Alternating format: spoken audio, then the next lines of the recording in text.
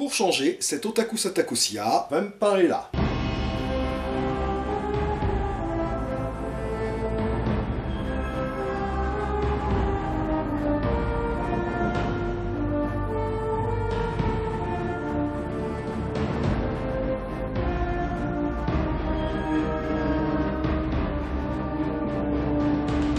Minasan konnichiwa perfetti geom desu. Certaines super-héroïnes ont ce site paradoxal qu'elles sont à la fois mondialement connues, alors que les gens ne savent pratiquement rien sur elles. Prenez par exemple Wonder Woman. Les éléments que la plupart des gens associent à la princesse Amazon, comme sa transformation tourbillonnante, le fait qu'elle est agent secret sous son identité secrète, ou qu'elle perd ses pouvoirs sans lui retirer sa ceinture, éléments qui sont utilisés dans la plupart des fanfictions sur le personnage, viennent en réalité de la série télévisée et n'existent pas dans les comics.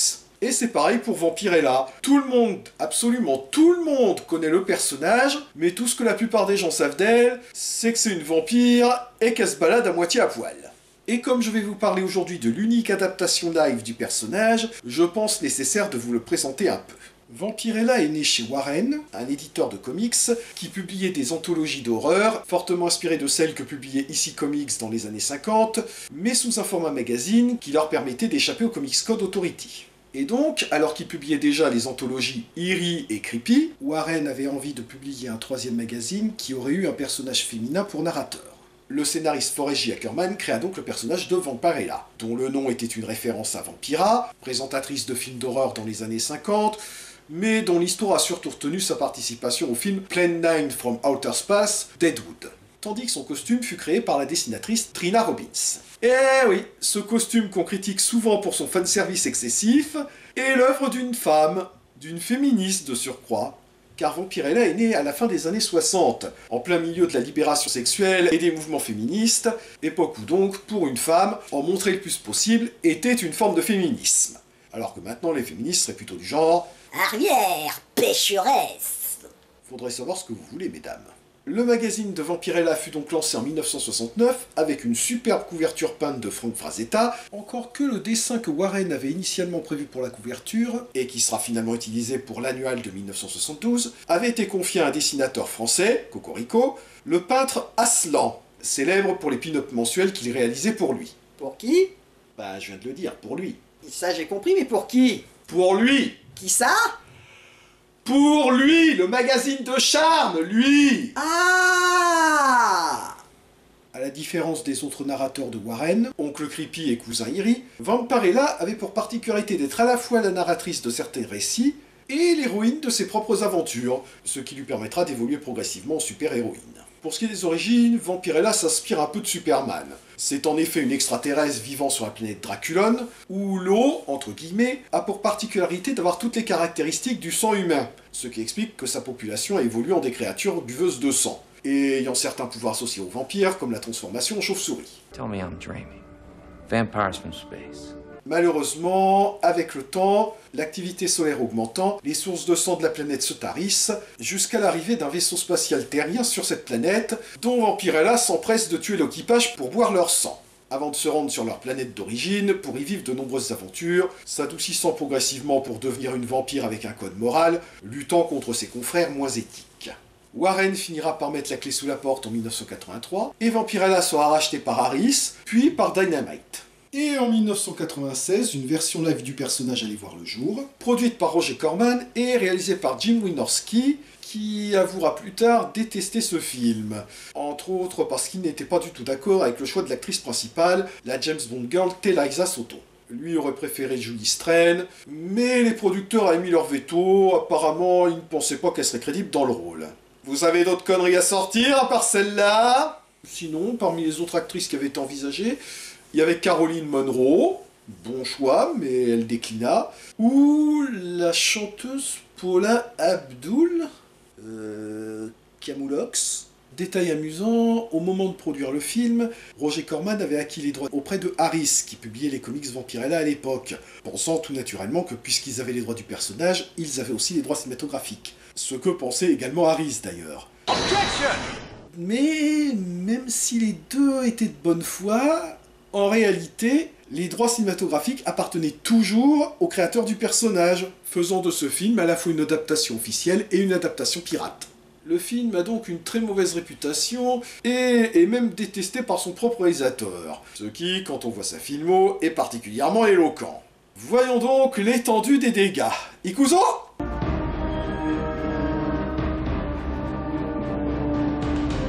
Le film débute sur Draculon, qui sera à peu près son seul point commun avec la bande dessinée, et ils l'ont fait exprès de mettre un acteur qui s'appelle Voakayo dans leur film de vampire. Le film débute donc 3000 ans avant notre ère, sur la planète Draculon, où nous faisons connaissance avec le dirigeant de la planète, joué par Angus Scrimm, le célèbre Tallman de la série des Fantasmes, et sa fille adoptive, Ella, jouée donc par Telisa Soto, et on remarque déjà un problème. Alors soyons clairs, j'aime beaucoup Telisa Soto. C'est une très belle femme, elle est charismatique, mais même moi, je dois reconnaître que... Of course, Father. We're civilized people. We're not monsters like Vlad and his cult. Elle joue pas très bien, même si on a vu pire ici. Et oui, habituez-vous, quand on a vu The Chosen One, on revoit à la hausse l'ensemble de la production cinématographique des Frères Lumière à nos jours. Le père d'Ella s'apprête à condamner Vlad, un criminel qui se nourrit du sang de ses congénères, plutôt que des autres sources de la planète, et qui est joué par Roger Daltrey, le chanteur des Who, qui cabotine avec un plaisir communicatif. I believe actions speak louder than words.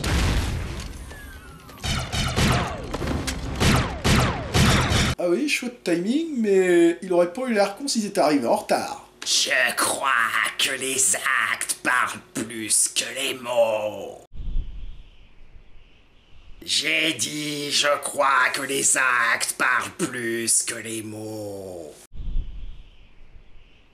J'ai dit, je crois que les actes... Ouais, c'est bon, hein, laisse-nous le temps d'arriver quand même. Et puisqu'on parle de timing...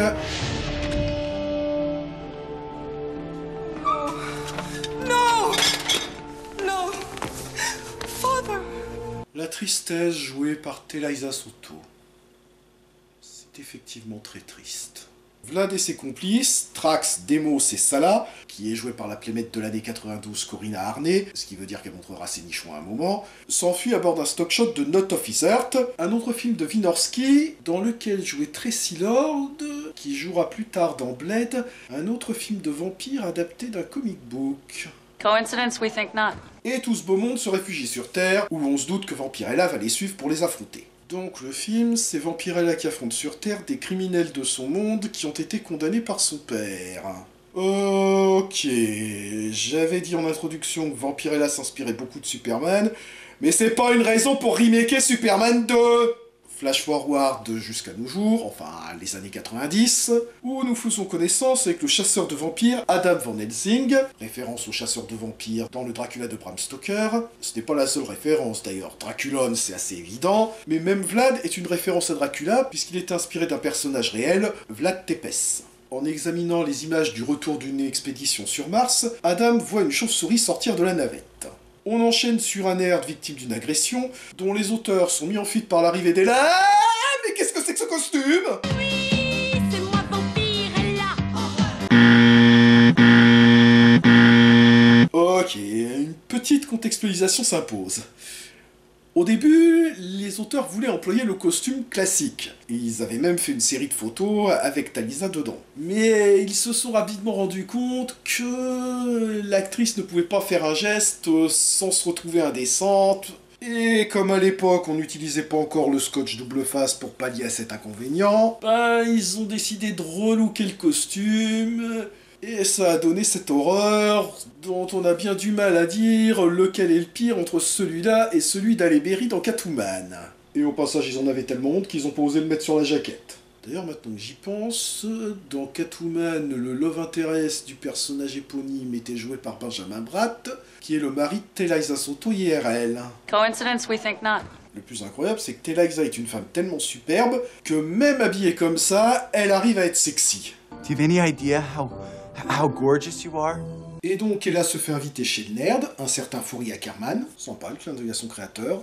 Would you like someone to drink? I mean something to drink. LOL. À qui elle explique être venue sur Terre pour traquer les assassins de son père, Vlad, Sala, Demos et Trax. Trax? Professor Arnold Trax. Do you have a photo of this man? Oh, I can do better than that. Come on, take a look. Wow, elle a de la chance qu'il n'y ait qu'un seul type appelé Trax sur toute la planète Terre, et que le premier type qu'elle rencontre le connaît et peut lui dire où le trouver. Now, tell me, when you find this guy, Professor Trax, what are you gonna do to him? Kill him, of course. Of course. Of course! Look, do me a favor. When the cops catch up with you, leave my name out of this. Thank you. Wow, il prend plutôt bien la chose.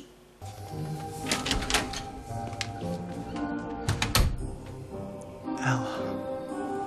The vampire girl. Vampirella.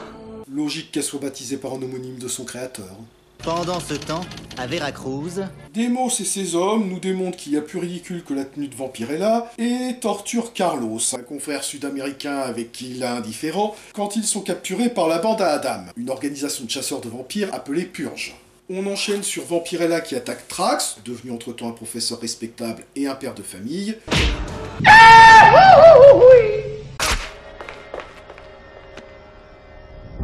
Vampirella wins. Fatality. Ça aurait quand même été beaucoup plus ironique si c'était Vlad qui était mort comme ça, étant donné que Vlad Tepes était surnommé l'Empaleur, rapport au sort funeste qu'il réservait à ses ennemis.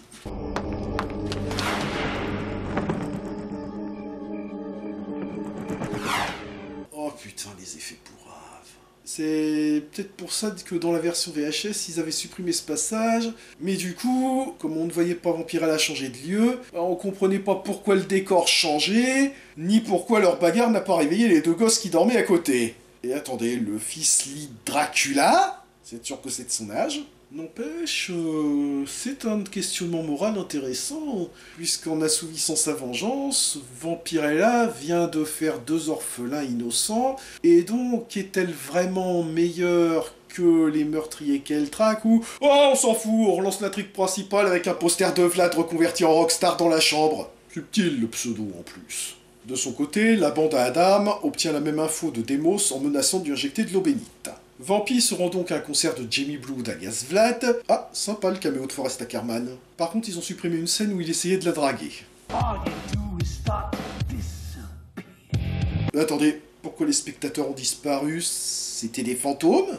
Non, je demande, hein, parce que, après tout, j'ai déjà vu un film où on voyait débarquer une chanteuse fantôme sur scène. Bon, je pense plutôt que c'est une métaphore pour montrer que Vampirella est tellement concentrée sur Vlad que les autres personnes présentes n'existent plus pour elle. Mais ça aurait été peut-être mieux si on avait aussi fait disparaître les musiciens, non? Vlad commence à la draguer. So what do you call yourself? Vampirella. Ah, t'es mort. D'accord, Forrest Ackerman, non pas celui-là, l'autre, l'a baptisée Vampirella. Mais comment elle peut le savoir vu qu'elle était déjà partie à ce moment-là? La seule explication possible, c'est que c'est une médium. Mais alors qu'elle s'apprête à lui régler son compte, ils sont surpris par la bande à Adam, accompagnés de leur fidèle allié la Perche, et Vlad croit qu'elle est de mèche avec eux. Mais non, elle bosse pas pour eux, elle veut juste te tuer. I owe the lady an apology. Il les embarque tous les deux, mais Vlad use d'hypnose pour provoquer un accident. Fais dodo, cola mon petit frère, fais dodo, t'auras des bobos avec ton auto. Leur permettant de se libérer et de reprendre leur bagarre. Just who do you think you're talking to? Dracula, bitch! Comment il sait qu'elle vient de Draculon? Je veux dire, lors de leur première rencontre, ils savaient clairement pas qui c'était, et on apprendra par la suite que la plupart des vampires de la Terre, c'est des humains qui ont été infectés par les vampires de l'espace, dont certains, comme Carlos, ne croient même pas que les premiers vampires étaient d'origine extraterrestre. Encore une fois, la seule explication possible, c'est que c'est un médium. Vlad s'enfuit, mais Vampy renonce à le poursuivre pour soigner Adam, un type qu'elle connaît même pas, et dont les hommes voulaient la parquer dans un puits de concentration il y a même pas 5 minutes. Bonjour le sens des priorités. Vampy et Adam se rendent ensuite dans une chambre d'hôtel où elle lui raconte ses origines, lui expliquant qu'avant son départ, sa mère adoptive lui a remis une réserve de sang synthétique qui lui permet de se sustenter à vie, mais alors qu'elle voyageait à bord d'un stock shot, celui-ci fut victime d'une avarie en traversant un nuage ionique, l'obligeant à s'enfermer dans une capsule de survie sur Mars, où elle resta 3000 ans avant d'être récupérée par les astronautes du début, parmi lesquels on trouve un caméo du réalisateur John Landis, et qui ne ressemble pas du tout à ceux vus dans le reportage de tout à l'heure. Les stock shots, c'est uniquement quand vous n'avez pas les moyens de tourner la scène correspondante. Qu'est-ce qui vous empêchait d'utiliser une scène 2 dans la cabine, là? Oh bah, Vampirella les hypnotise pour leur faire oublier leur rencontre, et la suite on la connaît. Adam lui fait ensuite visiter les locaux de Purge, l'occasion d'expliquer que le fait que Vlad et sa clique transforment leurs victimes en vampires et possèdent les points faibles traditionnels des vampires est dû à leur séjour prolongé sur Terre, et que ça ne concerne donc pas Vampirella qui est fraîchement débarqué. Un bon point pour eux d'avoir pris la peine de préciser ce point de scénario, car il y a beaucoup de séries B qui ne l'auraient pas fait, en se disant que de toute façon le spectateur serait trop con pour remarquer une incohérence pareille. Débarque alors le cul du film. Je virerais ce monteur si c'était pas moi. Débarque alors le Q du film, qui présente sa nouvelle invention, le Sun Gun de Tchekhov, une arme tirant une lumière concentrée, mortelle pour les vampires mais inoffensive pour les humains. Vampirella se voit donc proposer de collaborer avec Purge pour traquer Vlad, et c'est à nouveau un dilemme moral intéressant, car ça l'amènerait à collaborer avec des gens qui traquent sans distinction tous ses semblables, et inversement, ça amènerait ceux-ci à collaborer avec une vampire, donc quelqu'un qu'ils considèrent comme leurs pires ennemis. Oh, c'est chiant, on retourne à l'exposition avec Adam qui explique à Vampirella que Vlad a autrefois changé son père en vampire, l'obligeant à le tuer lui-même. Du coup, Vlad ayant tué les pères respectifs de Vampirella et d'Adam, ça crée des liens, mais... Things are moving a little too fast. Putain, je le crois pas. 3000 ans que je fais ceinture et il me fait le coup du pas le premier soir. En rentrant chez lui, Adam tombe sur un plan nichon et se fait capturer par Vlad, qui propose de l'échanger contre Deimos, mais c'est une ruse, et la dent, je viens de réaliser, vous croyez que c'est un jeu de mots pourri? Et la dent est en réalité un faux, une couronne donc. En plus, Vampi découvre que le chef de Purge lui a collé un mouchard, ça l'énerve, et part donc affronter Vlad toute seule.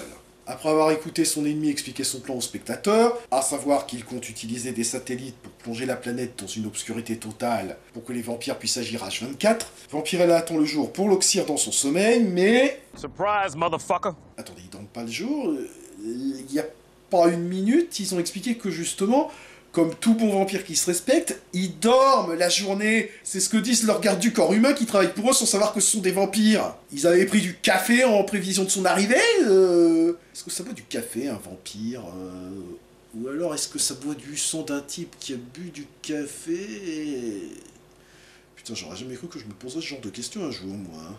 Il l'emprisonne avec Adam après lui avoir piqué son sérum, sachant qu'au bout de 24 heures, sa soif de sang la rendra complètement incontrôlable et elle ne pourra s'empêcher de boire le sien. Préférant mourir que de lui faire du mal, elle lui demande de l'enchaîner, ça permet de caser une scène de bondage. Je fais des trucs cochons avec des chaînes au milieu du 16e. Mais ça ne suffit pas. Elle arrive heureusement à se dominer, mais Adam lui propose de boire quand même assez de sang pour pouvoir affronter Vlad. Et j'entends déjà certains d'entre vous dire « Ah, les nuls, ils ont piqué une scène à Blade !» Sauf que non. Ce film est sorti 2 ans avant Blade. C'est du vol et du plagiat. Vampi fait semblant de rejoindre Vlad, mais... Bah, tu devrais être content, tu voulais qu'elle te baisse, c'est ce qu'elle a fait. Et elle détruit ensuite ses super satellites en tirant sur un ordi. Comment ça marche? Depuis quand tirer sur un ordinateur, ça fait exploser le satellite auquel il est relié? Même Superman 3 n'allait pas aussi loin dans le nawak informatique. Et c'est un film où on peut contrôler le climat en piratant un satellite météo. Purge fait éruption, car Vampirella, envisageant la possibilité qu'elle n'arriverait pas à éliminer Vlad, leur avait transmis un message pour leur indiquer leur position. Lisez-le moi, le costumier a oublié de mettre mes lunettes dans ma poche. Salah meurt comme une merde, Deimos est abattu par le chef de Purge, qui prouve ainsi qu'il fait désormais confiance à Vampirella. Attendez une seconde, le but de Vampirella, c'était bien de se venger de Vlad et de ses 3 complices. Non, parce que, pour l'instant, sur les 4, le seul qu'elle a tué elle-même, c'était le seul qui s'était repenti. J'ai un doute là, c'est bien censé être l'héroïne du film. Et maintenant que j'y pense, le Sun Gun de Tchekhov, on l'a toujours pas vu. Ah si voilà, le Q du film l'utilise pour désintégrer un sbire de Vlad. Cool. Et c'est tout. On pouvait supprimer toutes les scènes avec le Sun Gun sans que ça affecte le film. Bon, ok, ça fait qu'on n'aurait pas su ce que devenait ce type, la Queen, qu'on a quand même vu dans quelques scènes, et qui a un collier de dents qui le rend mémorable visuellement, mais... En fait, je pense qu'on aurait pu fusionner ce personnage avec Salah, qui n'a rien accompli de tout le film, elle, à part montrer ses nichons. Vampirella poursuit Vlad jusqu'à un barrage, où il se fait un petit encart en arrivant. Pourchassant les puceaux en fuite. Et au oubliant brusquement qu'il peut s'enfuir en changeant en chauve-souris, il décide enfin de l'affronter, ou plutôt d'affronter sa doublure masculine, ou alors j'ai zappé sur la version Futanari. Le pire c'est que je suis sûr que ça existe vraiment, ça. Ok, j'ai critiqué le jeu de Terai Yasuto, mais là, son sourire sadique est pas mal du tout, la rendant à la fois séduisante et effrayante. Ok, donc je résume. Feu Vlad s'est pris un pieu à travers le corps, puis la foudre, avant de cramer et tomber du haut du barrage. C'est à quel moment qu'il est mort? Et Vampy décide de devenir un guide pour apprendre aux autres vampires à vivre en paix avec les humains. Et le film se termine sur une promesse de suite qu'on ne verra jamais. Korede Owarida. Vampirella est donc une curiosité, une sorte de prototype de Blade, qui, s'il n'est pas vraiment un bon film, n'est pas non plus la purge, sans mauvais jeu de mots, que prétend son réalisateur. Il a ses petits moments nanars qui le rendent rigolo, comme le cabotinage de Roger Daltrey, la doublure de Vampirella à la fin, la destruction du satellite ou les stock shots bien évidents. Il y a aussi quelques caméos sympas et quelques questionnements intéressants, comme le criminel repenti, ou Vampirella qui réalise qu'en accomplissant sa vengeance, elle a fait des victimes innocentes, ou quand elle se demande si pour accomplir sa vengeance, elle peut s'allier à une organisation qui traque ses semblables, et la dite organisation qui doit apprendre à lui faire confiance en admettant que tous les vampires ne sont pas des monstres sanguinaires. Malheureusement, le scénario ne fait qu'effleurer ces idées qui sont aussitôt oubliées. Je pense que si elles avaient été mieux développées, que si le film avait eu un petit peu plus de budget, et s'ils avaient fait un meilleur costume, car les comics nous ont prouvé qu'on pouvait faire un costume couvrant de Vampirella sans pour autant atteindre des sommets de laideur, je pense que Vampirella avait le potentiel pour être un bon film. Merci d'avoir regardé cette vidéo. Si elle vous a plu, n'hésitez pas à la partager, à la pouce vériser et éventuellement à soutenir la chaîne par un don sur mon compte Tipeee ou gratuitement en visionnant des clips grâce à leur fonction Clippy. Et je vous rappelle que vous pouvez retrouver mes critiques de séries sur Tokuona où je parle de Kikaider, l'androïde bicolore et guitariste créé par Shotaro Ishinomori, qui affronte l'organisation Dark tout en recherchant son créateur amnésique. Et mes critiques de bande dessinée sur Casse Critique, où je parle de Batman 66 meets Wonder Woman 77, un crossover entre le Batman d'Adam West et la Wonder Woman de Linda Carter, opposé à Ra's al Ghul dans une intrigue s'étendant sur 3 périodes différentes. J'allais!